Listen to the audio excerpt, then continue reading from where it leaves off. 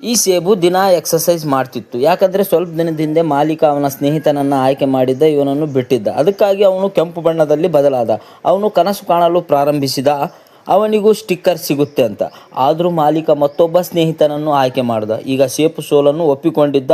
ನಾನು ಸೇಬು ಆಗಲು ಲಾಯಕ್ಕಿಲ್ಲ ಎಂದು ಚಿಂತೆ ಮಾಡ್ತಿದ್ದ. ಅವಾಗ ಅವನು ಒಂದು ಜಿಮ್ ನೋಡ್ತಾನ. ಖುಷಿಯಾಗಿ 80 kg ಡಂಬಲ್ಸ್ ಎತ್ತಾನ.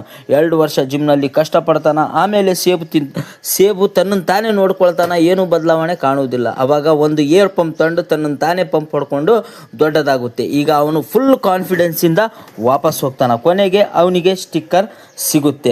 ಬಿರುಗಾಳಿಯಿಂದ ಆ ಸ್ಟಿಕ್ಕರ್ ಕಿತ್ತು ಹೋಗುತ್ತೆ. ಆವಾಗಲೇ ಮಾಲೀಕ ಲೋಡ್ ಗಾಡಿ ತೆಗೆದುಕೊಂಡು ಹೋಗ್ತಾನ. ಸೇಬಿಗೆ ಇಷ್ಟೊಂದು ಸಿಟ್ಟು ಬರುತ್ತೆ. ಅವನು ತನ್ನನ್ನು ತಾನೇ ಗಿಡದಿಂದ ಬೇರೆ ಆಗ್ತಾನೆ. ಕೊಂಬೆಗಳೆಲ್ಲ ದಾಟಿ ಕೆಳಗೆ ಒಬ್ಬ ಮನುಷ್ಯನ ಮೇಲೆ ಬೀಳ್ತಾನೆ. ಕೆಳಗಿರುವ ಮನುಷ್ಯನೇ ನ್ಯೂಟನ್. ಆವಾಗಲೇ ಗ್ರಾವಿಟಿ ಕಂಡುಹಿಡಿದಿದ್ದು.